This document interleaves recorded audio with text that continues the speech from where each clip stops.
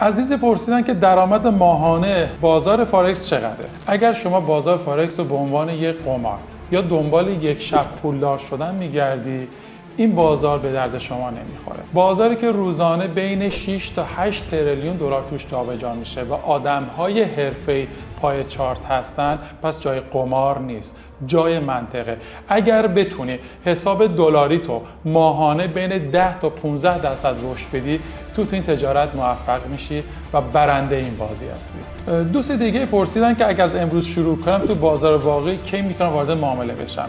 ببین دوست عزیز، آموزش ما بین 4 ماه تا 6 ماه طول میکشه که شما از ماه دوم میتونید تو دمو وارد معامله بشید. دمو یعنی بازار فیک، اما پیشنهاد من اینه که بعد از پایان آموزش میتونید وارد بازار ریل بشید. یکی از سوالا پرتکراری که دوستان پرسیدن، برای شروع کار چقدر سرمایه نیاز داره؟ من یه حداقلی میگم، یه حداکثری. حداقل این بازار از $10 شروع میشه، حداکثر تا بی‌نهایت. پیشنهاد من به شما دوست عزیز $100 که اگر برآیند $100 مثبت بود، میتونی مبلغ بیشتری رو وارد بازار کنی. میشه فارکس شغل اصلی من باشه؟